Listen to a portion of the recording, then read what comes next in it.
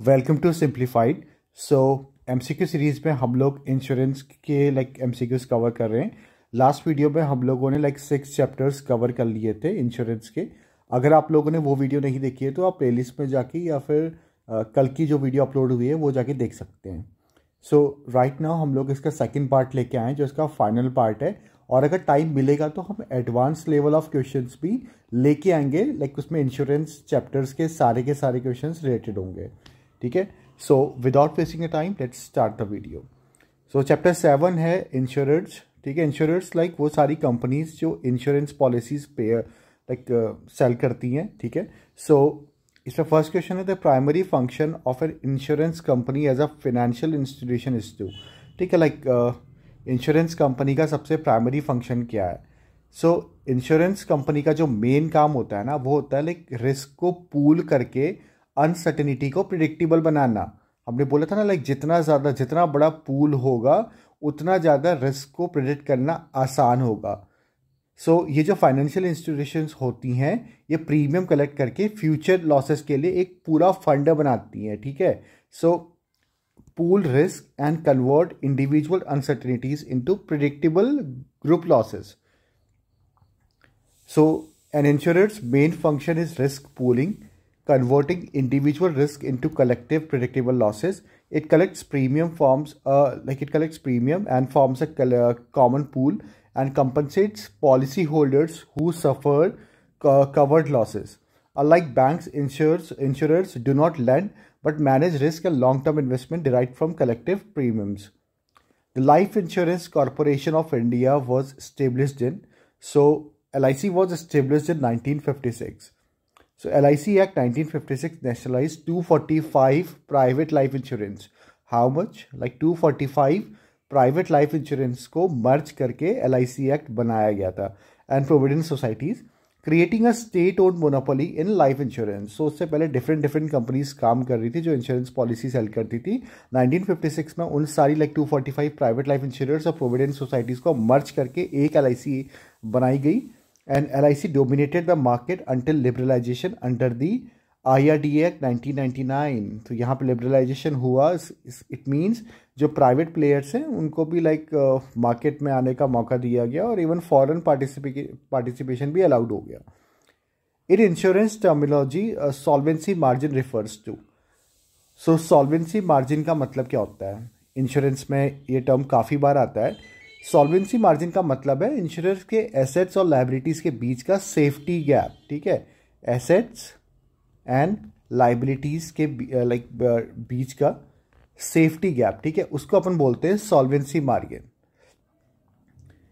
So the excess of assets over liabilities that insurers must maintain to ensure claims paying ability. जो भी insurance company है उसके जो भी उसके जो एसेट्स हैं, ठीक है, और लाइबिलिटीज़ मतलब जो भी उसने पे करना है अपने पॉलिसी होल्डर्स को, वो उसकी लाइबिलिटीज़ हो गई किसी भी इंश्योरेंस कंपनी के लिए।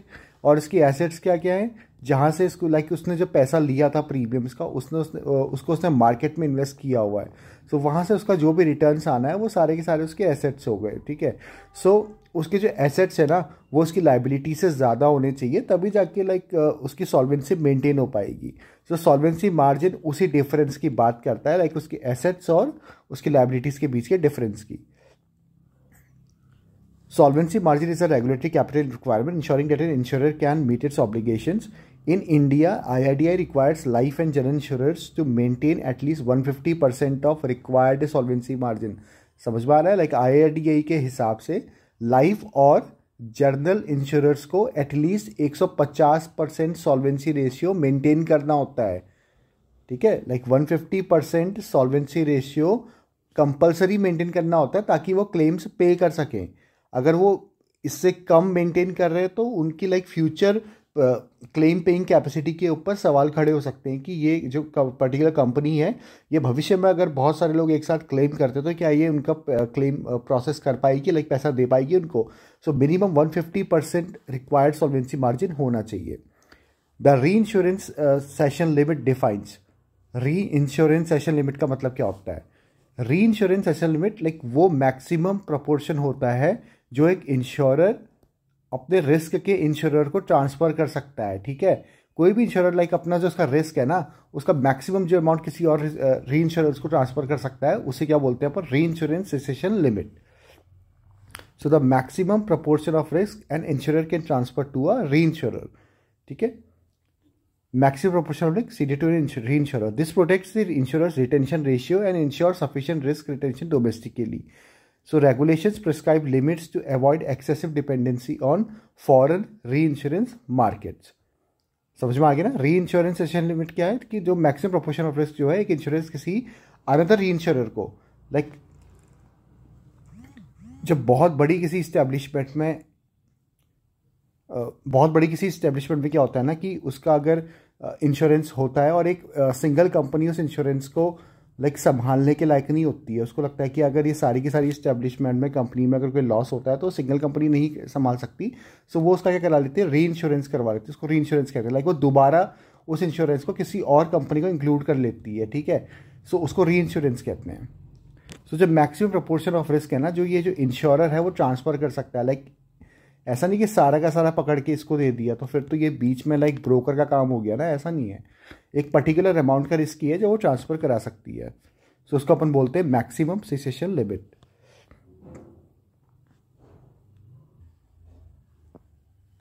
Under the IRDAI assets liabilities and solvency margin regulations, solvency margin हमने एक्सप्लेन किया ना ऊपर कि 150% like difference between assets and liability maintain करना होता है।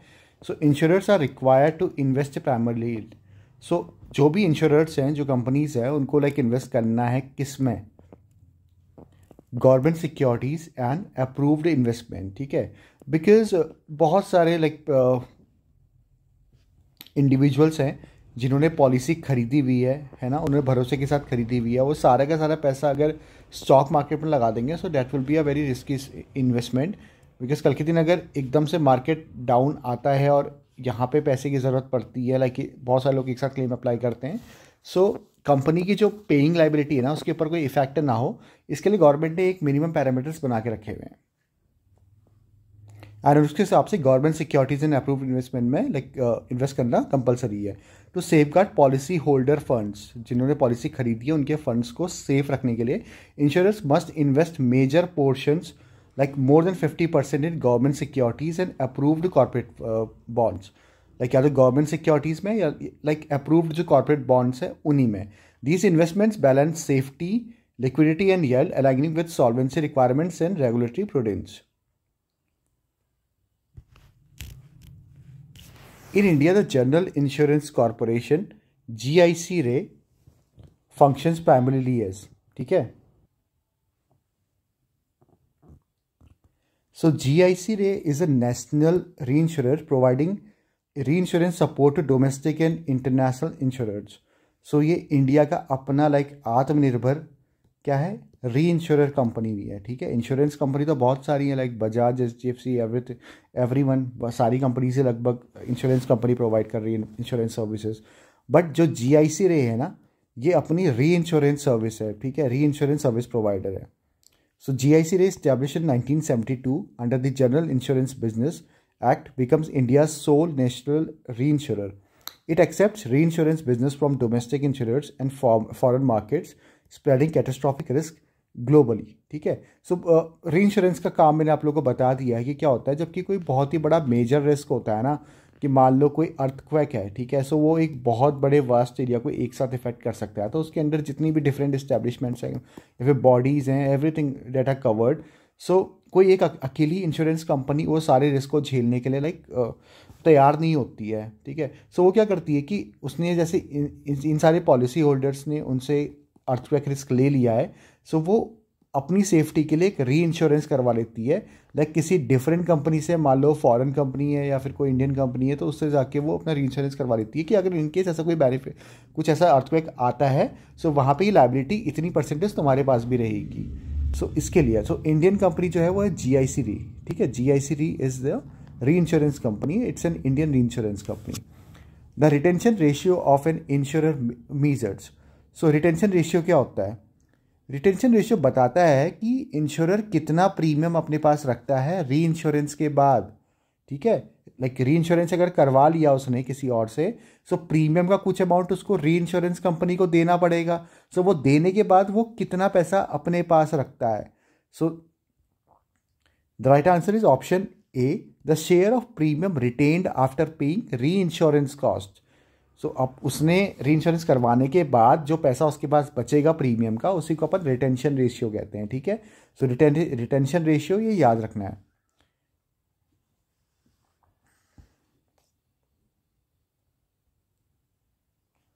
In India private insurance were allowed to operate after the enactment of. So किसके बाद, लाइक जो प्राइवेट इंश्योरेंस कंपनीज हैं उनको अलाउ कर दिया गया था कि वो मार्केट में आके बिजनेस रन कर सकती हैं। दैट वाज आफ्टर किसके बाद, IRDA एक्ट 1999, है ना। इसी के बाद तो बोला गया था कि जो प्राइवेट इंश्योरेंस कंपनीज है वो भी मार्केट में आके लाइक अपनी पॉलिसीज़ बेच सकती हैं, and it was after the liberalisation, ठीक है।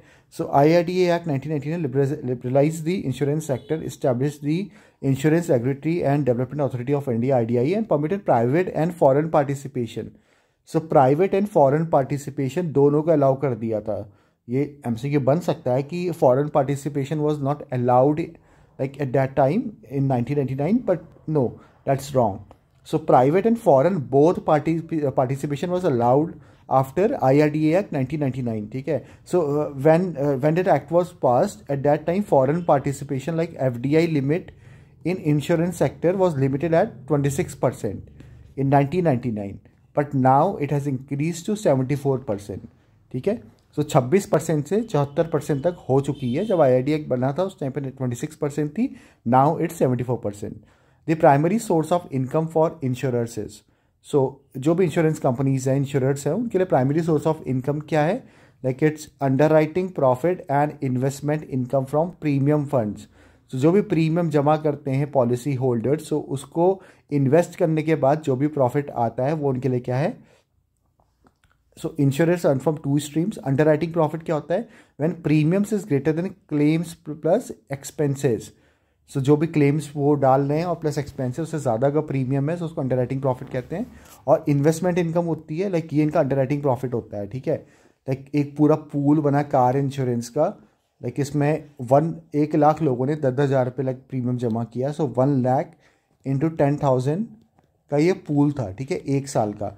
अब यहाँ पे लाइक सिर्फ 10 लोगों की कार को ज़रूरत पड़ी, है ना, लाइक उन्होंने इंश्योरेंस अवेल किया, सिर्फ 10 लोगों ने, लाइक 10% ओनली।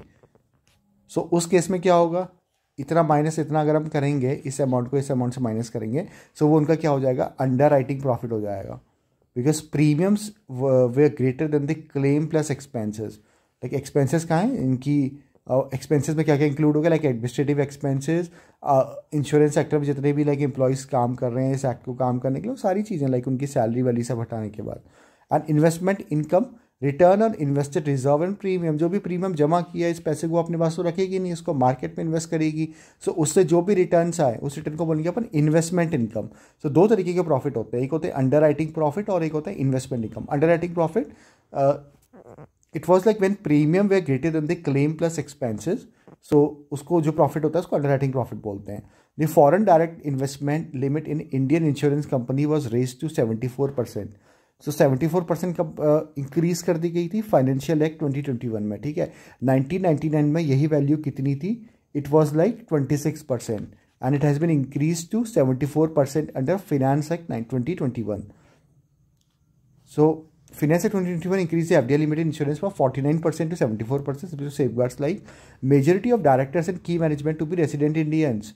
हालांकि 74% लिमिट तो इंक्रीज कर दी गई है ना, लाइक कोई भी प्राइवेट इंश्योरेंस कंपनी आके काम कर रही है तो, लेकिन उसमें ये बोला है कि जो मेजॉरिटी ऑफ डायरेक्टर्स और की मैनेजमेंट पोजीशंस है ना, वो रेसिडेंट इंडियंस को ही मिलेंगी।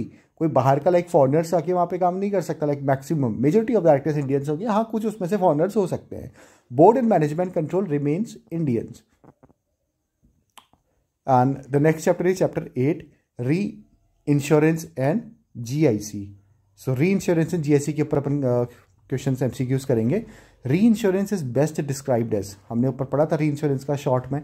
सो इसको बढ़िया तरीके से अगर एक्सप्लेन करना है तो क्या बोला जाएगा, like it's insurance for insurance companies to protect themselves from large और catastrophic losses. So policy holder ने इंश्योरेंस लिया किससे? पॉलिसी होल्डर ने इंश्योरेंस लिया इंश्योरर से, ठीक है। लेकिन जब इस इंश्योरर को भी लाइक इसकी हालत ख़राब हो गई ना, इसको लगा कि यार भाई कोई कैटेस्ट्रॉफिक लॉस अगर आ गया, अर्थक्वेक कवर उसने बहुत सारा बेच दिया, ठीक है, और उसको लगा कि यार सच में यार अगर गलती से अर्थक्वेक आ गया और इतने सारे लोगों का एक साथ नुकसान हो गया, सो मैं तो बर्बाद हो जाऊंगा। सो ये इंश्योरर भी क्या करता है कि ये अपने इन सारी क्लेम्स का इंश्योरेंस करवा लेता है और उसको बोलता है री इंश्योरेंस। और किससे करवाएगा? री इंश्योरर से। सो इंश्योरेंस फॉर इंश्योरेंस कंपनी, जो इंश्योरेंस कंपनी के लिए इंश्योरेंस होता है उसको अपन बोलते हैं reinsurance. Why? To protect themselves from large और catastrophic losses. So it's a risk transfer mechanism. Risk transfer ही तो हो रहा है, इंश्योरर अपना जो रिस्क है वो ट्रांसफर कर रहा है किसी थर्ड पार्टी कंपनी को, to which one insurer like ceding company transfers a portion of its risk portfolio to another. सारा का सारा कंप्लीट रिस्क ट्रांसफर नहीं कर सकता, ऐसा नहीं कि उसने 100% रिस्क ट्रांसफर कर दिया, नहीं, उसमें एक लिमिट होती है, ठीक है। So certain amount portion of risk को ट्रांसफर करेगा। It enables the primary insurer to protect its solvency, smooth claim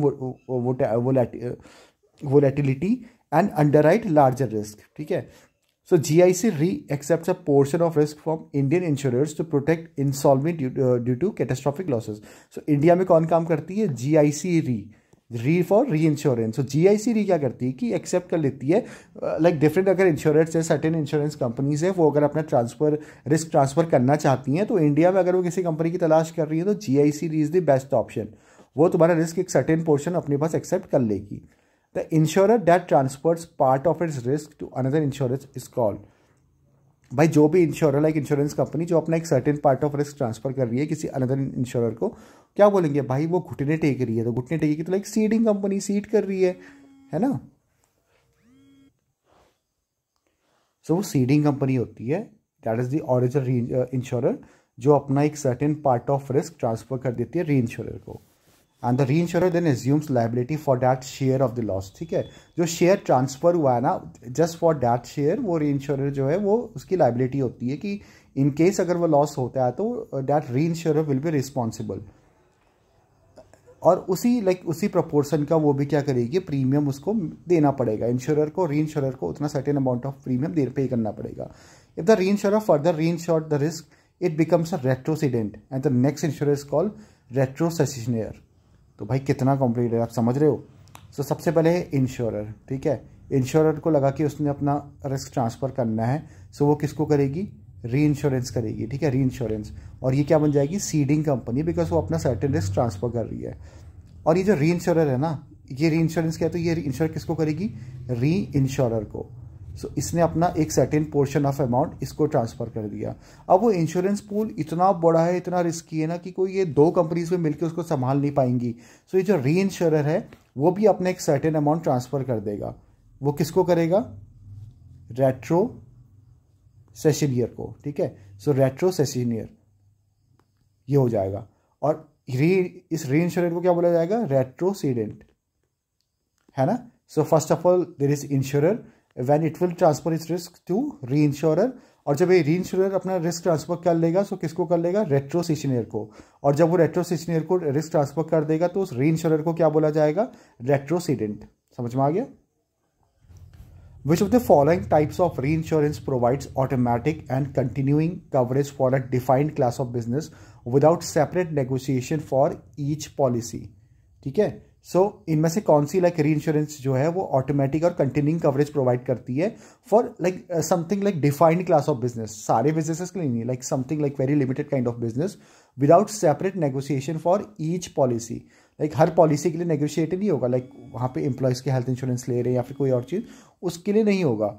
so ऐसा कौन सा रहेगा? ट्रीटी इंश्योरेंस बोलते हैं उसको, ठीक है।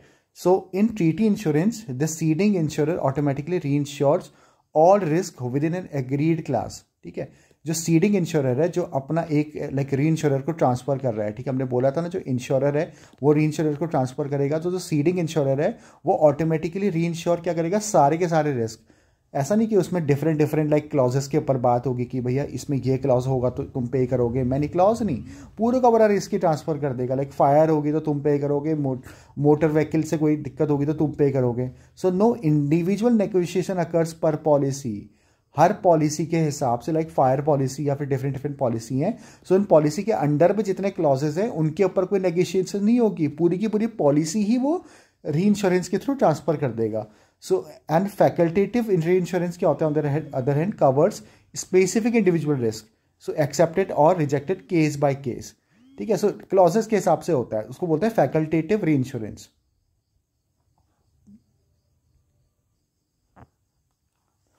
Which of the following statements about facultative reinsurance is correct? So facultative reinsurance हमने ऊपर पढ़ा था ना, facultative reinsurance में क्या क्या था, जहाँ पे लाइक जो इंश्योरर होता है ना वो कंप्लीटली अपनी सारी की सारी पॉलिसी एकदम लाइक ट्रांसफर नहीं करता, ठीक है। वो सारा जो रिस्क है वो लाइक ट्रांसफर नहीं करता। क्या ट्रांसफर करता है? सो म्यूचुअल एग्रीमेंट होता है हर एक कॉज के ऊपर, हर एक क्लॉज के ऊपर लाइक बहस होती है, डिस्कशंस होते हैं और दोनों लाइक साइन करते हैं, ठीक है। उसके बाद ही वो सेलेक्टिव रिस्क ट्रांसफर होता है हर पॉलिसी का भी। लाइक फायर इंश्योरेंस का अगर कुछ रिस्क ट्रांसफर करना है री इंश्योरर के पास, तो उस फायर इंश्योरेंस के लाइक डिफरेंट पैरल्स होंगे, लाइक जिस वजह से वो आग लग सकती है, ठीक है। सो सारे के सारे पैरल्स ट्रांसफर नहीं होंगे, लाइक 2 या 3 पैरल्स ट्रांसफर हो जाएंगे और कुछ छोड़ दिए जाएंगे, ठीक है। सो म्यूचुअल एग्रीमेंट होता है, उसके बाद ही उसके लाइक लिमिटेड पैरल्स ट्रांसफर होते हैं। और दूसरा वाला क्या होता है, वो होता है, हमने क्या पढ़ा था, ट्रीटी इंश्योरेंस। ट्रीटी इंश्योरेंस क्या होता है, उसमें ऑटोमेटिकली सारे के सारे रिस्क ट्रांसफर हो जाते हैं। सो 2 तरीके के री इंश्योरेंस होते हैं, एक ट्रीटी री इंश्योरेंस जिसमें कंप्लीटली रिस्क ट्रांसफर होते हैं और दूसरा होता है facultative reinsurance. Each risk is individually offered and accepted, it is used for large unusual और hazardous risk where standard treaty coverage may not apply. Both parties retain discretion to accept और offering flexibility but with higher administrative cost. In a proportional reinsurance contract, the reinsurer, जो proportional reinsurance contract होता है उसमें reinsurer क्या करता है, it shares premiums and losses in fixed proportions agreed upon in advance. So proportional reinsurance में premium और loss दोनों एक फिक्स्ड proportion में शेयर किए जाते हैं, लाइक 60-40 मान लो, ठीक है। सो जो भी प्रॉफिट होगा या फिर जो भी लॉस होगा वो कैसा होगा, लाइक प्रीमियम और लॉस, सॉरी प्रॉफिट तो बाद में होगा, पहले प्रीमियम होगा ना, जो भी प्रीमियम जमा किया होगा लोगों ने उसका अगर 60-40 के बीच में डिवाइड हो रहा है तो जो इंश्योरर होगा वो 60% लेगा और जो री इंश्योरर है वो 40% लेगा, किसका, टोटल प्रीमियम का। और जो लॉस होगा ना, लाइक इन द केस कल के दिन कोई क्लेम अप्लाई करता है आफ्टर हैविंग लॉस, सो वो जो क्लेम कॉस्ट होगी, लाइक क्लेम के बाद जो लाइक बेनिफिट दिया जाएगा, वो जो बेनिफिट होगा वो भी कितने में डिवाइड होगा, 60:40, लाइक सेम रेशियो में। So under professional quota like reinsurance both premiums and losses are share between the reinsurer and the reinsurer at an agreed ratio like 60-40, ठीक है। उनके बीच में पहले से ही एग्री हो जाएगा कि इस रेशियो में अपन डिवाइड करेंगे अपना प्रीमियम भी, और कल के दिन अगर कोई क्लेम होता है, कोई क्लेम करता है तो उसमें जो पैसे देने हैं वो भी। So this ensures proportional sharing of risk and reward, भाई फायदा भी और लॉस भी दोनों का दोनों क्या हो जाएगा, प्रोपोर्शनल हो जाएगा। विच ऑफ द फॉलोइंग री insurance arrangement protects the seeding company from losses exceeding a specified retention limit पर इवेंट और पर रिस्क। सो इनमें से कौन सा जो री इंश्योरेंस अरेंजमेंट है ना वो प्रोटेक्ट करता है किसी सीडिंग कंपनी को। सीडिंग कंपनी कौन सी होती है, जो एक लाइक किसको देती है, री इंश्योरर को क्या देती है, अपना एक सर्टेन रिस्क ट्रांसफर कर देती है from losses exceeding a specified retention limit पर इवेंट और पर रिस्क। सो ताकि उसको लाइक एक सर्टेन लिमिट से ज़्यादा लॉस ना हो। तो कौन सी री इंश्योरेंस अरेंजमेंट उसको प्रोटेक्ट करता है, it's excess of loss reinsurance. Excess of loss insurance मतलब excess of loss reinsurance तब एक्टिवेट होती है जब लॉस एक फिक्स्ड लिमिट से ज़्यादा हो जाता है, ठीक है। एक फिक्स्ड लिमिट जो है जो तय की गई है उससे ज़्यादा का लॉस होता है। सो इसके लिए क्या होता है, ये कैटास्ट्रॉफिक प्रोटेक्शन के लिए यूज़ होती है ना। एक्सेस ऑफ लॉस री इंश्योरेंस बोलते हैं उसको, क्या बोलते हैं, एक्सेस ऑफ लॉस री इंश्योरेंस।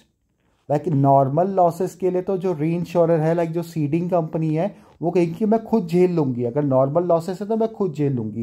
लेकिन जब एक्सेस ऑफ लॉस उसने री इंश्योरेंस लिया हुआ है ना, किसी इंश्योरर ने अगर एक्सेस ऑफ लॉस री इंश्योरेंस लिया हुआ है, इसका मतलब ये कि कल के दिन अगर कोई नेचुरल कैलामिटी आती है कोई इतना बड़ा लाइक वॉर आती है, कुछ होता है और इतना बड़ा नुकसान होता है कि वो कंपनी अकेले झेल ना पाए, सो उस एक्सेस ऑफ लॉस वाली कंडीशन में उसका री इंश्योरेंस जो है वो काम करेगा और उसको क्या मिल जाएगी, उस री इंश्योरेंस कंपनी से बेनिफिट मिलेगा। ठीक है, सो ये नॉन प्रोपोर्शनल होता है and reinsurance kicks in only when the cedents losses surpass a definite amount known as retention.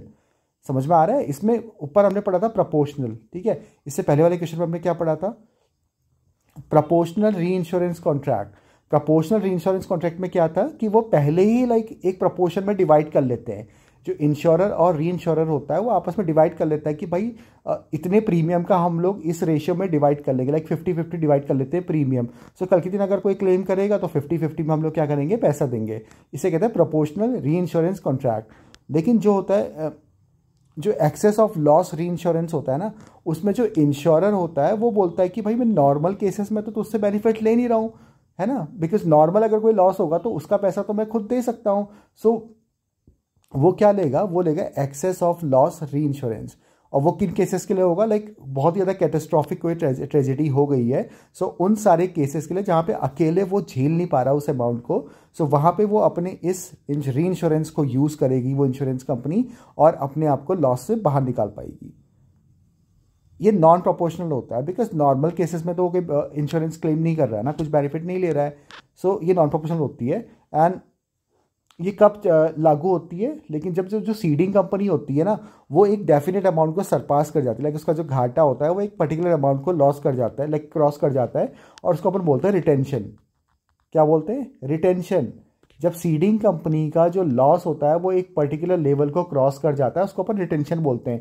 और जहाँ पे वो क्रॉस कर गया उस पर, ये सीलिंग मान लो, इसको क्रॉस करके अगर चला गया तो यहाँ पे री इंश्योरेंस काम आएगा। री इंश्योरेंस कौन सा, लेकिन एक्सेस ऑफ लॉस री इंश्योरेंस।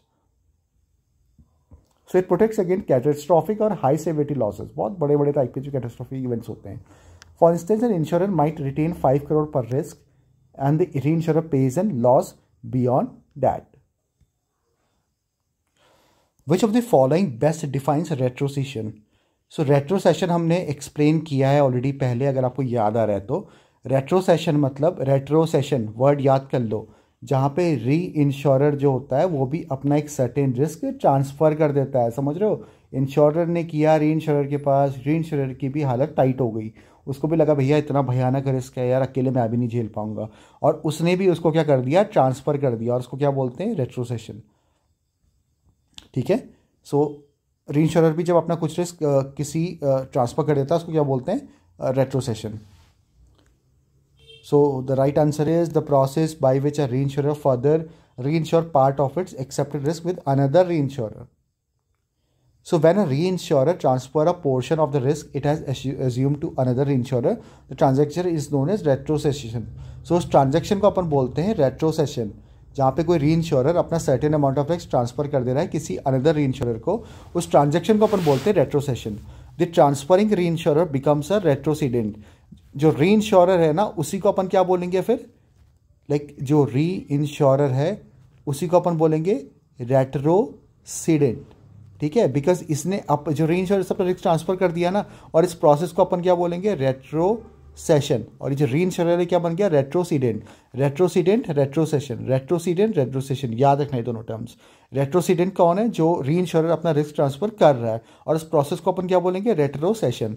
और जो एक्सेप्टिंग री इंश्योरर है, जो बंदा यहाँ पे एक्सेप्ट कर रहा है उस रिस्क को, उसको क्या बोलेंगे, रेट्रोसेशनियर। ये तीनों वर्ड्स याद कर लेना। ठीक है, पहला बंदा है रेट्रोसीडेंट, जो री इंश्योरर अपना रिस्क ट्रांसफर कर रहा है, उस प्रोसेस को अपन बोलेंगे रेट्रोसेशन, और जो बंदा रिस्क वहाँ पे एक्सेप्ट कर रहा है उसको अपन बोलेंगे retrocessionaire. In India the mandatory cession to GIC Re means. तो जीआईसी री आपने क्या बोला, इंडिया की री इंश्योरेंस कंपनी है अपनी खुद की। ठीक है, सो इसमें मैंडेटरी सेशन बोला गया है इंडिया में। सो ये इसका मतलब क्या होता है, इसका मतलब कि like every insurer must seed a fix percentage of its री इंश्योरेंस बिजनेस टू जीआईसी री। भाई गवर्नमेंट की अपनी है जीआईसी री, ठीक है, तो उसने बोला हुआ है कि कोई भी जितने इंश्योरर्स हैं इंडिया में ना, वो सारा का सारा अपना एक फिक्स परसेंटेज, जो भी वो पॉलिसी पूल बना रहे हैं या जो भी प्रीमियम ले रहे हैं, उसका एक उनको एक फिक्स परसेंटेज क्या करना पड़ेगा, खुद भी री इंश्योर करवाना पड़ेगा। ऐसा ना हो कि कल के दिन वो कंपनी लाइक इतने घाटे में आ गई कि बहुत सारे लोगों का नुकसान हो गया। सो उसको क्या बोलते हैं अपन, GIC री, ठीक है। सो फिक्स परसेंटेज वहाँ पे देना पड़ेगा। IRDAI mandates that all Indian insurers cede a prescribed percentage, currently around 5%। ये आप लोग चेक कर लेना, वैसे नॉर्मली लाइक अलग अलग वेबसाइट्स में डिफरेंट दिखा रहा है। सो जो कॉमन डाटा है वो है 5%, ठीक है। सो IRDAI ने बोला हुआ है कि जितने भी इंडियन इंश्योरेंस कंपनीज हैं उनको लाइक अराउंड 5% के आसपास अपना जो भी प्रीमियम है, वो अपना जो भी रिस्क है वो कवर कराना पड़ेगा। किससे? GIC री से, ठीक है, the national reinsurer. This ensures retention of reinsurance premiums within India, ताकि लाइक बिकॉज बहुत सारी फॉरेन री इंश्योरेंस कंपनीज भी काम कर रही है ना। सो अगर वो इंडियन कंपनी से कराएंगे तो यार इंडिया का पैसा अपने देश में ही रहेगा। And supports domestic capacity for catastrophic loss coverage, है ना। So this percentage reviewed annually by IRDAI। So इस परसेंटेज को रिन्यू कौन करता है, लाइक रिव्यू कौन करता है? IRDAI। The primary objectives of reinsurance includes all of the following except. So इसके बहुत सारे ऑब्जेक्टिव्स हैं। Stabilisation of underwriting results, yes it's true.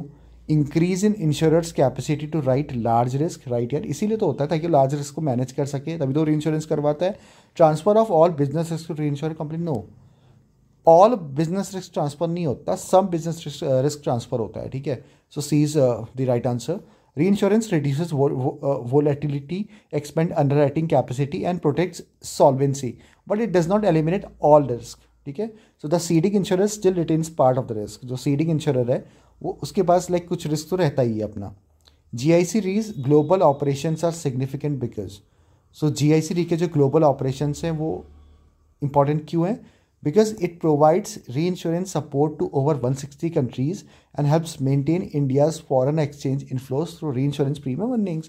So जो GIC Re की ऑपरेशन सिर्फ इंडिया तक लिमिटेड नहीं है, like it's working around in 160 countries and helps maintain India's foreign exchange, ठीक है। लाइक अलग अलग कंट्रीज़ में बाहर काम कर रहा है तो वहाँ से जो है डॉलर्स इंडिया में आता है, लाइक वहाँ की जो करेंसी है वो पैसा इंडिया में आता है, ठीक है, इन दी अदर करेंसी फॉर्म। सो इसलिए एशिया, अफ्रीका, मिडिल ईस्ट में ये लाइक काम कर रही है अभी। एंड इट एक्सेप्ट्स इंटरनेशनल री insurance business generating foreign exchange income for India, diversifying it risk exposure globally. So next chapter is intermediation, bank insurance and saving. So the first question is, in the Indian insurance sector, intermediaries primarily perform which function? So Indian insurance sector में जो intermediaries होते हैं ना, वो क्या function करते हैं, क्या काम करते हैं वो? They facilitate distribution of insurance products and provide pre-sale and post-sale service to customers। Insurance companies हैं, ठीक है, और उसके बाद एक कस्टमर है जो पॉलिसी खरीद, इंश्योरेंस कंपनी पॉलिसी बेच रही है, कस्टमर पॉलिसी खरीद रहा है। सो बीच में जो उनके बीच का जो ब्रिज है ना वो कौन है? इंटरमीडिएटरीज हैं। और वो कौन होते हैं? लाइक हमने सुना होगा लाइक एजेंट्स, ब्रोकर्स, है ना। ये लोग आगे क्या करते हैं, भैया पॉलिसी ले लो LIC की, अरे बढ़िया हेल्थ प्लान है यार, करवा लो यार, मज़ा आ जाएगा, है ना, इतना बढ़िया अरे ये लाइफ इंश्योरेंस ले लो, इतना बढ़िया प्लान है, कभी मरोगे ही नहीं तुम, है ना। सो इस तरीके की जो बातें करते हैं वो कौन होते हैं? वो एजेंट्स हो गए, है ना, वो कंपनी के इंटरमीडिएटरीज हैं। वो क्या करते हैं? वो प्रोडक्ट को एक्सप्लेन करते हैं और क्लेम असिस्ट करते हैं और KYC लाइक प्रोसेस अगर कल के दिन का होगी तो वो सब हैंडल करते हैं। सो ये सब काम होता है इन लोग का, ठीक है, इंटरमीडिएटरीज, आप लोगों को पता ही होगा। Under IRDAI regulations and individual insurance agent, so जो इंडिविजुअल इंश्योरेंस एजेंट है वो किसको रिप्रेजेंट करता है, ठीक है। So it represents the insurer who appoints him. वो पॉलिसी होल्डर को रिप्रेजेंट नहीं करता है, ठीक है, वो किसको रिप्रेजेंट करता है? जो भी इंश्योरेंस कंपनी उसको अपॉइंट कर रही है उसको रिप्रेजेंट करता है। So an insurance agent represent the insurer not the insured. They are authorised to solicit business, explain products and collect proposals, premiums. Bank insurance refers to, so bank insurance में banks insurance product sell करते हैं as corporate agents. So bank जो है ना वो insurance products cell करते हैं as corporate agents, ठीक है। तो उसको क्या बोलते हैं अपन? Bank insurance. इससे क्या फ़ायदा होगा? इसका सबसे मेन बेनिफिट ये है ना कि बिकॉज बैंक्स, आपको पता है कि कितने सारे बैंक्स हैं अपने, हर लाइक डिस्ट्रिक्ट में बोल लो या फिर विलेज में बोल लो, डिफरेंट बैंक्स के अलग अलग ब्रांचेस होती हैं। सो वो सारे के सारे अगर इंश्योरेंस प्रोडक्ट सेल करेंगे तो इससे अपना इंश्योरेंस पेनिट्रेशन जो है ना वो बढ़ेगा, ठीक है। सो बैंक इंश्योरेंस क्यों इंपॉर्टेंट है? Because the sale and distribution of insurance products through banking channel, उसको अपन बैंक इंश्योरेंस बोलते हैं. So bank plus insurance, distribution models and insurance penetration increase करने का. एंड कौन इसका, this model is aggregated under IRDAI. In an open architecture model of bank insurance permitted by IRDAI bank. सो ये जो open architecture model है ना, ये किस में होता है? बैंक इंश्योरेंस में होता है. लाइक बैंक जहाँ पे इंश्योरेंस प्रोडक्ट्स बेचते हैं, ठीक है. सो इसमें ओपन आर्किटेक्चर मॉडल में, ओपन आर्किटेक्चर मॉडल मतलब कोई भी जो बैंक है ना, वो 3 इंश्योरर्स के साथ टाई अप कर सकता है, ठीक है. किसके साथ? लाइक 3 इंश्योरर्स के साथ वो टाई अप कर सकता है. एंड किस चीज़ के लिए? Like for life insurance, for general insurance and health segments के अंदर जो भी इंश्योरेंस पॉलिसीज़ हैं. So option B is the right answer, can tie up with multiple insurance. क्यों ऐसा बोला गया? लाइक बैंक अगर एक इंश्योरेंस कंपनी के साथ भी टाई अप करेगा तो चल जाएगा ना. उसको क्यों बोला गया कि वो 3 कंपनी के साथ टाइप करे? ताकि ये कंपटीशन बढ़े मार्केट में, और इंश्योरेंस कंपनी ये सोचे कि यार भाई मुझे बेटर से बेटर प्रोडक्ट्स दे रहे हैं जिसको लाइक कस्टमर आके बाय करे, और वो कस्टमर फ्रेंडली होने चाहिए. So this promotes competition, wider choice for customers and reduce monopolistic distribution practices. कोई एक कंपनी लाइक एक इंश्योरर जो है वो किसी बैंक के साथ टाई अप कर लेगा तो वो मोनोपोली हो जाएगी उसकी. वो कभी भी प्रीमियम इंक्रीज कर देगा, और है ना, वो ये बोलेगा कि भाई ऑप्शन तुम्हारे पास यही है, लेना है तो लो वरना मत लो, ठीक है. सो इसके लिए क्या है कि 3 इंश्योरर्स तक की इसमें छूट दी गई है कि कोई भी बैंक जो है ओपन आर्किटेक्चर सिस्टम में 3 बैंक्स के, लाइक 3 इंश्योरर्स के साथ एक बैंक टाई अप कर सकता है. The key regulatory objective of following bank insurance in India was. So bank insurance का जो की ऑब्जेक्टिव है वो क्या है? To improve insurance penetration and financial inclusion using banking network. So bank insurance का जो मेन ऑब्जेक्टिव होता है वो फाइनेंशियल इंक्लूजन और इंश्योरेंस पेनिट्रेशन बढ़ाना होता है, ठीक है, using bank networks. Which intermediary is specifically licensed to represent policy holders rather than insurers in negotiating insurance contracts. So इनमें से कौन सी इंटरमीडिएटरी, कौन सी जो स्पेशली लाइक उसको लाइसेंस रहता है कि वो पॉलिसी होल्डर्स को रिप्रेजेंट करेगी rather than insurers. Like insurance company के बजाय वो पॉलिसी होल्डर जो पॉलिसी खरीद रहा है उसको रिप्रेजेंट करेगी इन नेगोशिएटिंग इंश्योरेंस कॉन्ट्रैक्ट्स, ठीक है. सो वो कौन होता है? They are like insurance brokers. So insurance broker जो होते हैं ये लाइक क्लाइंट के बिहाफ में काम करते हैं, ठीक है, और ये मल्टीपल इंश्योरर्स के साथ डील करते हैं. इंश्योरेंस ब्रोकर जो होते हैं इनका टाई अप किसी सिंगल इंश्योरर के साथ नहीं होता है, इनका मल्टीपल टाई अप्स होता है अलग अलग इंश्योरर्स के साथ, ठीक है. सो जो बेटर बेनिफिट्स दे रहा है ये उस हिसाब से लाइक कस्टमर के लिए काम करते हैं ताकि उस तक वो इन्फॉर्मेशन पहुंचाने की. और ये किसके लाइसेंस के अंडर काम करते हैं? IRDAI के लाइसेंस के अंडर पे ये काम करते हैं. So insurance brokers represent the insured clients and can approach multiple insurers to secure best terms. They are regulated under IRDAI regulations 2018. A corporate agent under IRDAI norms में. So corporate agent कौन होता है IRDAI के norms के अंदर? So corporate agent like जैसे banks और NBFCs है ना, कौन वे corporate agents वही है. like जो इंडिविजुअल एजेंट्स हैं, लाइक जो प्राइवेट एजेंट्स हैं, वो तो एक सिंगल बंदा है जो जाके लाइक किसी इंश्योरेंस कंपनी के लिए, किसी इंश्योरर के लिए काम कर रहा है और पॉलिसी को बेच रहा है. लेकिन कॉर्पोरेट एजेंट कौन हो गए? कॉर्पोरेट एजेंट लाइक बैंक्स और NBFCs जो क्या काम कर रही हैं? जो इंश्योरेंस कंपनी लाइक इंश्योरर्स के साथ टाई अप करके इंश्योरेंस प्रोडक्ट्स को कस्टमर तक पहुंचा रही है. होता है ना, बैंक पे आप जाओगे तो वो आपको डिफरेंट डिफरेंट पॉलिसीज ऑफर करते हैं. सो ये क्या है? इनको अपन क्या बोलेंगे? बैंक्स को कॉर्पोरेट एजेंट बोलेंगे. सो बैंक्स और NBFCs लाइक 3 इंश्योरेंस तक के काम कर सकती है पर सेगमेंट, ठीक है. हमने बोला ना लाइफ, जनरल और हेल्थ, ठीक है. सो इन 3 सेगमेंट्स में लाइक 3 इंश्योरेंस कंपनीज के साथ ये काम कर सकती हैं, ठीक है.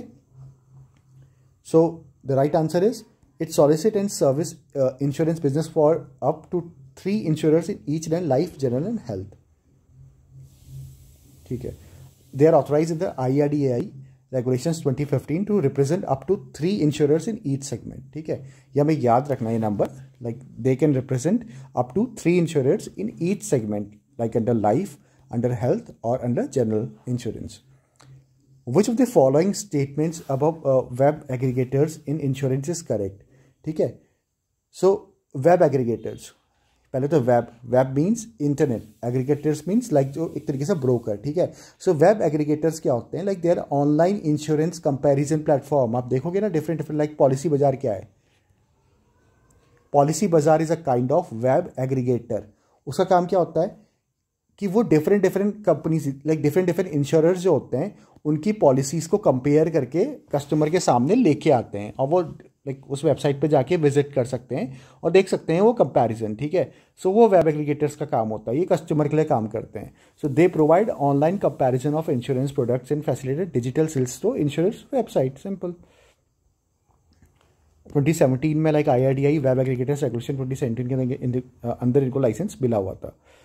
Under the insurance act 1938 the commission payable to individual agents, हमने बोला ना कॉर्पोरेट एजेंट्स कौन होते हैं, वो होते हैं बैंक्स और NBFCs जो इंश्योरेंस प्रोडक्ट्स बेचते हैं, और दूसरी क्या होता है इंडिविजुअल एजेंट्स, ये भी इंश्योरर के लिए काम करते हैं, और ये क्या करते हैं, ये इंश्योरर के जो भी लाइक इंश्योरेंस प्रोडक्ट्स हैं उनको कस्टमर तक ले जाने का काम करते हैं। सो जो कमीशन पेबल है इंडिविजुअल एजेंट को, वो क्या बोला गया इंश्योरेंस एक्ट 1938 में।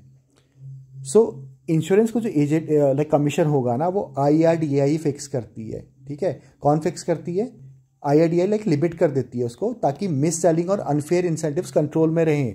ऐसा ना हो कि कोई लाइक कोई प्राइवेट इंश्योरर है और वो अपने एजेंट को इतना अंधा पैसा दे रहा है कि वो जाके लोगों को बेवकूफ़ बना के इंश्योरेंस प्रोडक्ट्स बेच रहा है, ठीक है। So the right answer is subject to minimum limits prescribed by IRDAI to prevent mis selling.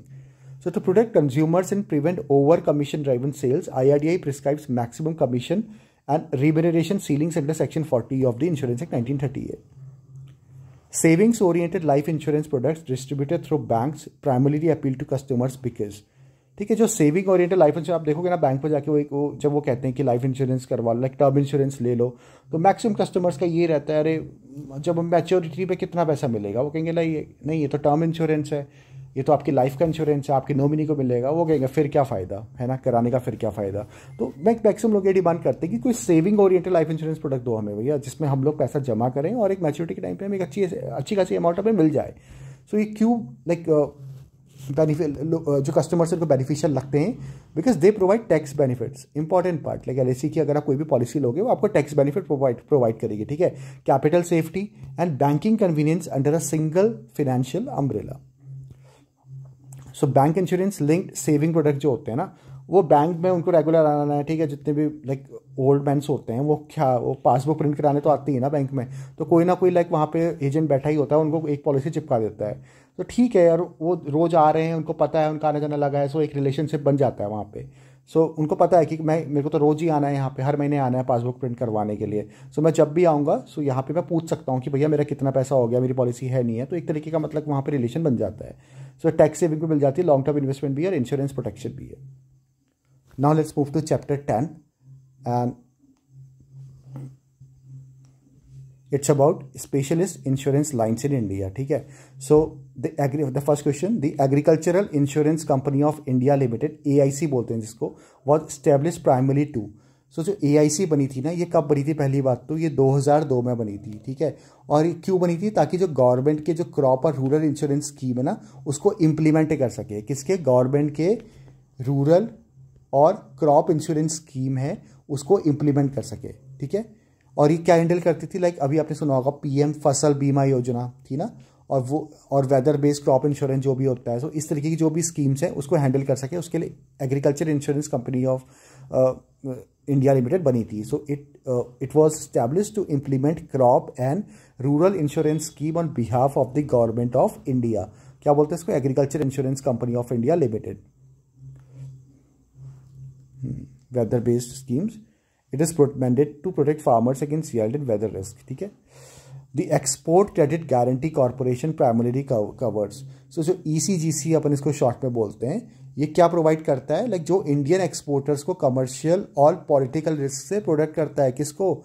Export है ना, सो इंडियन एक्सपोर्टर्स को commercial risk plus political risk से कवर करता है, ठीक है। जैसे कोई भी बायर अगर है, तो कोई वॉर हो गया या फिर कोई करेंसी रिस्ट्रिक्शन आ गई कल के दिन, है ना।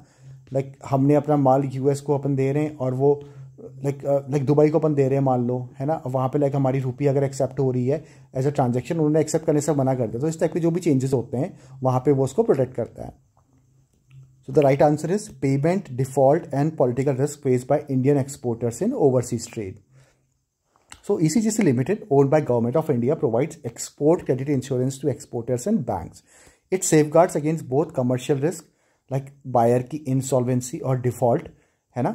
लाइक बायर ने माल तो खरीद लिया, लेकिन वो लाइक कोई कंपनी थी, उसने खरीदा, यहाँ से एक्सपोर्ट हुआ और यूएस की कोई कंपनी थी और वो कल के दिन इंसॉल्वेंट हो गई और पैसा चुका नहीं पाई, या फिर उसे डिफ़ॉल्ट कर दिया, पैसा चुकाया ही नहीं।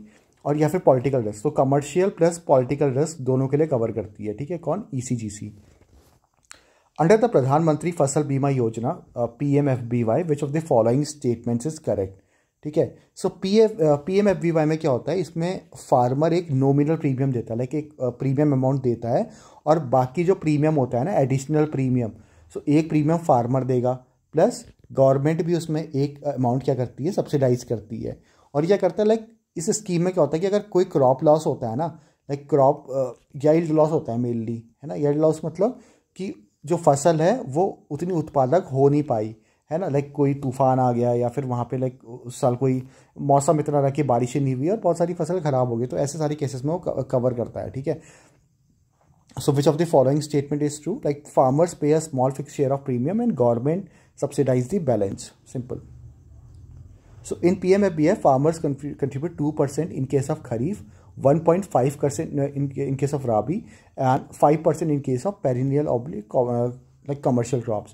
सिंपल सी बात है, ठीक है। PMFBY स्कीम है, जो फार्मर है, लाइक खरीफ क्रॉप्स अगर है तो 2% कंट्रीब्यूट करेगा फार्मर, राबी क्रॉप है तो 1.5%, और पेरिनियल अगर क्रॉप है तो उस केस में 5% कंट्रीब्यूट करता है, सो 2, 1.5, 5% ऑफ द सम इंश्योर्ड। और जो सेंट्रल और स्टेट गवर्नमेंट है वो भी रिमेनिंग प्रीमियम जो है वो पे करते हैं। So the credit guarantee fund trust for micro and small enterprises CGTMSE में provides insurance like protection by. So जो CGTMSE है ना, इसका फुल फॉर्म फिर से सुन लीजिए, credit guarantee fund trust for micro and small enterprises, ठीक है। ये जो CGTMSE है ये भी इंश्योरेंस लाइक प्रोटेक्शन प्रोवाइड करता है, लेकिन किन लोगों को? सो ये एक जो CGTMSE है गारंटीड फंड है, ये किसको प्रोवाइड करता है? बैंक्स को। ये बैंक्स को प्रोटेक्शन प्रोवाइड करता है। किसको? बैंक्स को। क्यों देता है बैंक्स को प्रोटेक्शन? ताकि वो MSME लोन्स, ठीक है ना, MSME लोन्स दे सकें, लाइक कस्टमर्स को MSME लोन्स दे सकें विदाउट एनी कोलैटरल, लाइक बिना किसी चीज़ को गिरवी रखे वो कस्टमर्स को दे सके, जिससे हमारा क्या है कि एक तरीके की जो हमारा बिजनेस है, जो स्मॉल स्केल बिजनेस है, उसको प्रमोट किया जा सके। सो उसके लिए ये जो CGTMSE है वो उनको एक इंश्योरेंस बेनिफिट प्रोवाइड कराता है कि अगर कोई कस्टमर मान लो MSME लोन उसने लिया किसी बिजनेस एक्टिविटी को फंड कर लाइक शुरू करने के लिए, और इन केस वो नहीं चुका पाया तो वहाँ पे उसको लाइक उसके पैसे का नुकसान जो है CGTMSE झेलती है। So the right answer is option A, like offering loan guarantees to banks against borrower default without collateral, ठीक है। So CGTMSE offers credit guarantee cover to lending institutions. It's a quasi insurance mechanism that compensates banks for part of losses when MSME borrower default. जब जो MSME borrower है ना, like micro, small and medium enterprise, micro, small and medium enterprise, ठीक है। So इसका जो borrower है, like छोटे बिजनेस एक्टिविटी को शुरू करने के लिए जो उसने पैसा लिया, अगर वो पैसा चुका नहीं पाता तो उस केस में CGTMSE उस बैंक को कुल मिला के लाइक हेल्प करती है, कंपेंसेट करती है। The deposit insurance and credit Guarantee corporation, DICGC, हमने नाम सुना होगा। ये किसके लिए होता है? लाइक जिनका डिपॉजिट्स होता है बैंक में ना, हमने सुना होगा।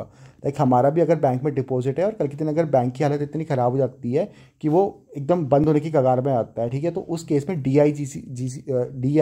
DICGC से हमारा इंश्योरेंस कवर होता है कि हमारा लाइक कितनी ही अमाउंट का अगर हमारा वहाँ पे डिपॉजिट है तो ये जो DICGC है एक पर्टिकुलर अमाउंट हमको दे देती है, ठीक है। और ये फ़िलहाल अभी 5 लाख तक का है। So it doesn't matter, like अगर हमारा वहाँ पे 20 लाख रुपए जमा है किसी बैंक में, मान लो एक्स नाम का बैंक है, और कल के दिन अगर ये एक्स नाम का बैंक बंद हो जाता है, ठीक है, ये बंद होने के बाद हमें कितने रुपीस मिलेंगे? ओनली 5 लाख। और वो कौन देगा? DICGC, ठीक है।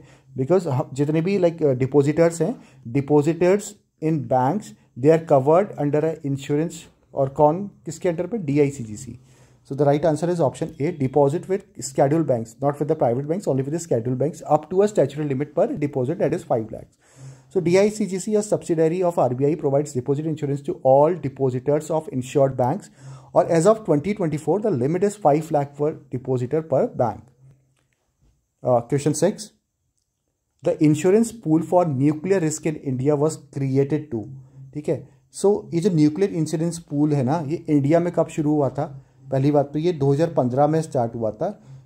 और क्यों हुआ था? लाइक ये स्टार्ट हुआ था लाइक जिससे न्यूक्लियर एक्सीडेंट की थर्ड पार्टी लाइबिलिटी कवर होती है, ठीक है। कोई अगर न्यूक्लियर एक्सीडेंट होता है, ठीक है। सो उस केस में थर्ड पार्टी लाइबिलिटी से कवर होती है। क्या होती है? Third party liability. So it provides financial protection for third party liability arising from nuclear incidents. और उसको मैनेज कौन करता है? इस पूल को insurance pool for nuclear risk. इस पूल को मैनेज कौन करता है? GIC रे and new India assurance like NIA। So India setup of 1500 crore nuclear insurance plan in 2015 manage by GIC रे एंड न्यू इंडिया इंश्योरेंस। कितने करोड़ का था? 1500 करोड़ का insurance like nuclear insurance pool था, जिससे क्या होगा कि अगर कोई भी न्यूक्लियर डिजास्टर अगर होता है तो उस केस में इस 1500 करोड़ रुपए की मदद से उन इंश्योरेंस लाइक जो भी कंपनीज हैं, उसके जो भी कस्टमर्स हैं, उनका पैसा चुकाया जा सके और उनकी जो लाइबिलिटी है वो थोड़ा सा कम की जा सके। So it covers liability under the civil liability for nuclear damage act, ठीक है, insuring compensation for victims and protection to operators and suppliers of nuclear facilities. Which specialized insurance product provides coverage to film producers against loss due to cancellation, equipment damage or actor illness। अच्छा, ऐसा भी एक insurance product है भाई जो film producers की help करता है in case of like cancellation और कोई उनका कोई इक्विपमेंट डैमेज हो जाता है या फिर कोई एक्टर बीमार हो जाता है लाइक फिल्म की शूटिंग के दौरान। सो जो फिल्म प्रोडक्शन, ये कौन सा है? Like it's film production insurance, ठीक है। ये जो फिल्म प्रोडक्शन इंश्योरेंस है ये क्या करता है? ये मूवी मेकर्स को कवर करता है अगेंस्ट एक्टर इलनेस या फिर कोई शूट कैंसिलेशन है या फिर कोई इक्विपमेंट डैमेज है, ठीक है। It's a specialist non standard line underwritten by selected general insurance in India for the media and entertainment sector. Weather based crop insurance differs from traditional yield based crop insurance because, ठीक है। सो दो तरीके के हमने बोला था कि crop insurance होते हैं। एक होता है वेदर बेस्ड क्रॉप इंश्योरेंस, है ना, हमने ऊपर PMF में पढ़ा था, प्रधानमंत्री फसल बीमा योजना में। सो वहाँ पे वेदर बेस्ड क्रॉप इंश्योरेंस होता है और एक होता है traditional like yield based crop insurance. तो इनमें डिफरेंस क्या है? सो जो वेदर बेस्ड क्रॉप इंश्योरेंस है इसमें क्या होता है? ये यील्ड के बजाय वेदर डेविएशन पे बेस्ड होती है, ठीक है। लाइक अगर किसके ऊपर? वेदर के ऊपर, लाइक रेनफॉल एंड टेम्परेचर। अगर ये लिमिट से ज़्यादा बदल जाते हैं तो पे आउट क्या हो जाएगा? वहाँ पे देना पड़ेगा, ठीक है। लाइक कोई भी अगर रेनफॉल और टेम्परेचर चेंजेस की वजह से अगर फसल के ऊपर कोई अगर इफेक्ट होता है तो उस केस में वेदर बेस्ड क्रॉप इंश्योरेंस काम करेगा। So it basis compensation on deviation in weather parameters rather than yield measurement, ठीक है। सो कुल मिला के वेदर जो पैरामीटर्स है ना, जो नॉर्मल टेम्परेचर रिक्वायर्ड है उस पर्टिकुलर फूड क्रॉप को उगने के लिए, उसके अलावा उसमें कोई मेजर डेविएशन अगर आता है और उसकी वजह से अगर उसकी यील्ड इफेक्ट होती है, सो वो उस टेम्परेचर को देखेगा, उस रेंज को देखेगा, ठीक है। अगर उसको पता लगे कि हाँ यार इसकी वजह से ये जो फसल है ये उतनी सही तरीके से हो नहीं पाई, सो वहाँ पे फिर ये इंश्योरेंस बेनिफिट प्रोवाइड करेगा। सो क्या क्या? Like rainfall, temperature and humidity recorded reference weather stations. The export credit insurance for bank scheme of ECGC covers. ये जो ECGC की जो ECIB स्कीम है ना, export credit insurance for bank, ये क्या कवर करती है? ये बैंक्स के एक्सपोर्ट क्रेडिट को कवर करता है अगेंस्ट क्या? कमर्शियल और पॉलिटिकल रिस्क, है ना। So it covers commercial and political risk on loans extended by banks to exporters. कोई भी बैंक ने अगर किसी एक्सपोर्टर को कोई लोन दिया हुआ है, सो उस केस में लाइक कोई भी अगर कमर्शियल रिस्क आता है या फिर पॉलिटिकल रिस्क आता है तो उसको ये कवर करती है। So under ECIB, ECGC indemnifies banks that finance exporters against both commercial risk, like उसने पैसे लाइक सामान लिया और पैसे दिए नहीं, and political risk, war, import restrictions या फिर transport delays. This encourages banks to extend export credit confidently. Which of the following statements about micro insurance in India is correct? So micro insurance को related India में इनमें से like कौन से चीज़ें सही है, ठीक है। सो माइक्रो इंश्योरेंस लो इनकम ग्रुप्स के लिए अफोर्डेबल और सिंप्लीफाइड प्रोडक्ट्स प्रोवाइड करता है, ठीक है। माइक्रो, सो लो इनकम ग्रुप्स के लिए अफोर्डेबल एंड सिंप्लीफाइड प्रोडक्ट्स क्या करता है? प्रोवाइड करता है। So it targets low income population with simplified, its our channels name, low premium life and non life products regulated by IRDAI, ठीक है। So micro insurance covered by IRDAI regulation 2005 and 15 provides affordable, simple, short term protection to economically weaker section, ठीक है। So उन लोगों को इस type के like affordable, simple, short term protection देता है, इकोनॉमिक वीकर सेक्शन के लिए होता है माइक्रो इंश्योरेंस। सो इस पर क्या क्या प्रोडक्ट्स इंक्लूड होते हैं, like micro life, health, accident, property covers often delivered by NGO, एसएचजीज और माइक्रो फाइनेंस इंस्टीट्यूशंस। सो भैया बेनिफिट तो सेम तरीके की हैं, like life, health, accident, property covers, but they are for the like low income groups, ठीक है, low income groups के लिए करवाया तो। So this is the last chapter of the series, insurance scheme in India, and that is chapter 11। So the Pradhan Mantri Jeevan Jyoti Bima योजना provides. सो जीवन ज्योति बीमा योजना में क्या होता है, life insurance coverage of 2 lakhs on death from any cause for citizens age 18 to 50 years, ठीक है। जीवन ज्योति बीमा योजना में it is not for the only for the accidental death, ठीक है। इसमें any cause, like it covers death by any cause, और 2 लाख रुपए तक का compensation, and the age must be between the 18 to 50 years, ठीक है। सो 2015 में ये लॉन्च हुआ था प्रधानमंत्री जीवन ज्योति बीमा योजना, and it offers a pure term life cover of 2 lakhs for death due to any cause. Eligibility is 18 to 50 years, renewable up to 55, and the premium right now is 436 per annum, ठीक है। And it gets auto debited from bank account once you give the permission, or it doesn't matter if you have an account in any bank of India, you can directly like fill the form, and this amount will be debited every year. So, ठीक है, so it is implemented by LIC and other insurers to banks, promoting mass life insurance inclusion. Under the Pradhan Mantri Suraksha Bima Yojana, so Jeevan Jyoti Yojana is for like all kind of death, ठीक है, whether it's accidental or from the natural causes, it covers all kind of death. But the Pradhan Mantri Suraksha Bima Yojana, it covers only accidental death. So which of the following statement is true? So it provides accidental death and disability cover up to 2 lakhs at a very low premium, ठीक है। So like right now it's 20 per annum. But इतना कम किस लिए है, इतना कम क्यों है, because it covers only the accidental death, and ये किसके लिए अवेलेबल है, 18 to 70 ईयर्स के लिए, ठीक है। जीवन ज्योति फॉर 18 to 50, सुरक्षा बीमा इज फॉर 18 to 70, ये डिफरेंस याद रखना है। 2 lakhs फॉर एक्सीडेंटल डेथ और टोटल डिसेबिलिटी के लिए, और 1 लाख फॉर पार्शियल डिसेबिलिटी के लिए, ठीक है। एंड 20 रुपये का एनुअल प्रीमियम है 18 to 70 ईयर्स, इसमें वो है। द प्रधानमंत्री फसल बीमा योजना differs from earlier crop insurance scheme because, हमने पढ़ा था प्रधानमंत्री फसल बीमा योजना वेदर बेस्ड क्रॉप इंश्योरेंस और याइल्ड बेस्ड क्रॉप इंश्योरेंस दोनों कवर करता है। सो ये डिफर्स करता है, इससे पहले भी इंश्योरेंस स्कीम थी, उससे क्यों डिफर करता है ये, because it uses actual premium rates and technology based yield estimation for quick settlement. हमने बोला था वेदर बेस्ड टेक्नोलॉजीज का भी यूज़ करता है ये, ठीक है। और इसमें actual who's knows the actual is the person who calculates the premium, ठीक है।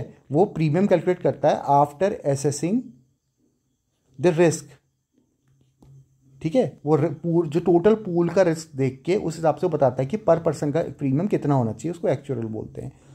सो introduce in 2016, PMFBY uses actual premium pricing, remote sensing and drone based yield data for transparent loss estimation, ये टेक्नोलॉजीज यूज़ कर रहे थे। Farmers pay nominal rates 2 to 5% for different crops, हमने बोला था खरीफ, राबी और लाइक कमर्शियल क्रॉप्स के लिए, and government subsidise the rest. इतना तो फार्मर देगा, उसके अलावा बाकी क्या करेगी, गवर्नमेंट पे करेगी। The employees state insurance scheme, ESI scheme जो है administered by ESIC provides, so very simple question, it provide social security including medical, maternity and disability benefits to employees earning below the threshold wages, ठीक है। 21,000 रुपये per month है फिलहाल, और इसमें क्या है कि 3.25% कौन पे करता है, एम्प्लॉयर पे करता है, 0.75% एम्प्लॉय पे करता है, ठीक है। सो 21,000 रुपये तक के, इससे कम जो भी सैलरी जिन लोग की है वो ESIC के अंडर कवर हो सकते हैं, जिनमें उनको मेडिकल, मैटरनिटी, डिसेबलमेंट और डिपेंडेंट बेनिफिट्स कंप्लीट मिलते हैं। The Atal pension Yojana is best described as, Atal pension Yojana को कैसे डिस्क्राइब कर सकते हैं best, because it's a contributory guaranteed pension scheme administered by PFRD, ये मैनेज करता है for unorganised sector workers. So जितने भी अनऑर्गेनाइज सेक्टर वर्कर्स हैं ना यार, जिनकी दुकानें हैं, जो लाइक कार्ड्स वार्ड्स लगाते हैं, तो उनके लिए लाइक उनको उनके एक एज के बाद, because they are not able to work, ठीक है। सो उस केस में उनको लाइक एक फिक्स सैलरी मिले, एक फिक्स पेंशन बेनिफिट्स मिले, दैट इज अराउंड 1,000 to 5,000 जो इसमें है, ठीक है। सो ये फिक्स पेंशन स्कीम है, लाइक इतना तो मिलेगा ही मिलेगा। एंड ये जो 1,000 से 5,000 रुपये में कितना मिलेगा, ये किस पे डिपेंड करता है, it depends upon the premium, है ना, जो पर ईयर आपको पे करना पड़ेगा, ठीक है। सो वो प्रीमियम कितना है वो पता चलेगा, और आफ्टर 60 ईयर से पेंशन मिलती है, वो प्रीमियम लाइक चेंज करता है, जितनी ज़्यादा आपको पेंशन चाहिए उस हिसाब से आपको प्रीमियम देना पड़ेगा, ठीक है।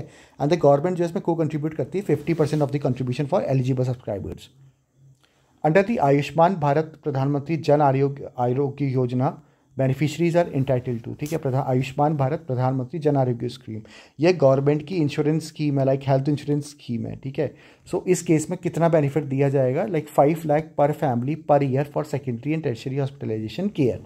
सो 5 लाख रुपए पर पर्सन नहीं है, 5 लाख रुपए पर फैमिली अंडर आयुष्मान भारत प्रधानमंत्री जन आरोग्य योजना, ठीक है। सो 2018 में ये स्कीम लॉन्च हुई थी, दुनिया की सबसे बड़ी government funded health insurance scheme है and it covers over 10 crore poor and vulnerable families, like more than 50 crore peoples with 5 lakh annual cover for hospitalisation in empanelled hospitals across India. Empanelled hospitals मतलब जो भी हॉस्पिटल्स लाइक इस scheme के under में covered है, so उन्हीं hospitals में अगर कोई जाएगा तो उनको इस स्कीम का बेनिफिट मिल सकता है, ठीक है। तो उन हॉस्पिटल्स को बोलते हैं अपन empanelled hospitals.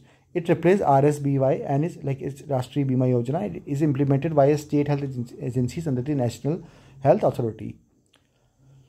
Which of the following statement correctly describe the Varishtha Pension Bima Yojana. सो वरिष्ठ पेंशन बीमा योजना इनमें से क्या, कौन सी लाइन इसको डिस्क्राइब करती है? So the right answer is option B, like it is a government subsidized pension plan for senior citizens offering assured returns through LIC। like government subsidise pension, government का एक सब्सिडाइज पेंशन प्लान है, like government भी इसमें contribute करती है और ये किसके लिए? सीनियर सिटीजन्स के लिए है, जिससे उनको एश्योर्ड रिटर्न्स मिले, लाइक उनको एक फिक्स रिटर्न मिले थ्रू LIC के थ्रू, ठीक है। और उसको बोलते हैं वरिष्ठ पेंशन बीमा योजना। सो ये 2017 में लॉन्च की गई थी, provided a guaranteed pension returns around 7.4%। So guaranteed pension return है इसके अंदर टू सीनियर सिटीजन एज 60+। और इसको एडमिनिस्टर कौन करता है? वरिष्ठ पेंशन योजना को, ठीक है, वरिष्ठ पेंशन बीमा योजना को एडमिनिस्टर कौन करता है? It is administered by LIC and it insures stable post retirement income and acts as a safe annuity alternative. So the government bears shortfall between assured and actual yield. The Universal Health Insurance Scheme UHIS was primarily aimed at। So एक है Universal Health Insurance Scheme। So ये किस लिए बनी थी भाई? It was aimed to provide health insurance coverage to BPL families। So Universal Health Insurance Scheme, Universal like universe, पूरी universe में जितने लोग हैं तो जितने लोग में BPL फैमिलीज भी तो आती है ना। अगर तुम BPL फैमिलीज को इंश्योरेंस स्कीम दे पा रहे हो तो ये समझ लो कि तुमने सारी यूनिवर्स में जितने लोग हैं सबको दे दी, मैं तो यही मानता हूँ, ठीक है। So universal health insurance scheme, simple, providing health insurance coverage to BPL families. So 2003 में लॉन्च हुई थी। UHIS targeted below poverty line families with low premiums, 165 से 385 पर फैमिली के हिसाब से, ठीक है। The Jan Suraksha schemes like PMJJY, PMSBY and APY together aim to, ये जो जन सुरक्षा स्कीम्स हैं इनका क्या मतलब होता है भाई? Provide comprehensive social security combining life. प्रधानमंत्री जीवन ज्योति बीमा योजना इज फॉर लाइफ इंश्योरेंस। प्रधानमंत्री सुरक्षा बीमा योजना is just for the accident, ठीक है। किसी कोई एक्सीडेंटल डेथ के लिए वहाँ पे क्या मिलेगा? 2 लाख तक का इंश्योरेंस मिलेगा फॉर बिटवीन 18 to 70 ईयर्स। यहाँ पे life insurance for 18 to 50 years, 330 rupees, like 430 rupees premium, यहाँ पे 20 rupees premium. And pension coverage like it's for APY, like 1000 से लेके 5000 तक की पेंशन, ठीक है। तो प्रधानमंत्री जन धन योजना, प्रधानमंत्री जन धन योजना लिंक्स विथ इंश्योरेंस बाय। सो प्रधानमंत्री जन धन योजना कैसे, उसको जो इंश्योरेंस है उसके साथ इसका कैसे टाई अप है? मतलब सिंपल सी right, providing automatic accidental and life cover to account holders, है ना। जो PMJD अकाउंट्स जो है ना, जिनका भी प्रधानमंत्री जन धन योजना के तहत अकाउंट्स हैं, उनको 2 लाख एक्सीडेंट और लाइफ कवर मिलता है अंडर PMSBY सुरक्षा बीमा योजना एंड PMJJY लाइक प्रधानमंत्री जीवन ज्योति बीमा योजना, ठीक है। सो ये बैंकिंग और इंश्योरेंस को क्या करता है? इंटीग्रेट करता है। इससे क्या बढ़ेगा एट द एंड? क्या बढ़ेगा? फाइनेंशियल इंक्लूजन, ठीक है। So providing automatic accidental and life cover to account holders, ठीक है। सो यहाँ पे हमारे इंश्योरेंस के लाइक 11 चैप्टर्स हमने कंप्लीट कर लिए हैं और इंश्योरेंस की मेरी तरफ से वीडियोस पूरी हो चुकी हैं। और अगर हमें टाइम मिलेगा, बिकॉज अभी काफ़ी सारे डिफरेंट टॉपिक्स भी बचे हुए हैं सो वीडियोस के लिए, सो उनमें अपन बनाएंगे। और अगर लास्ट में टाइम मिला तो हम मोस्ट लाइक एक्सपेक्टेड क्वेश्चंस के ऊपर बनाएंगे। वो लिमिटेड नंबर ऑफ क्वेश्चंस होंगे, बट वो सारे ऐसे होंगे कि वो लाइक बहुत ही इंपॉर्टेंट होंगे एग्जाम के लिए, और वो सारे जो इसमें कवर नहीं हुए हैं, ठीक है। सो आई होप आप लोग को ये वीडियो अच्छी लगी होगी। So thank you for watching this video. Have a nice day. Bye.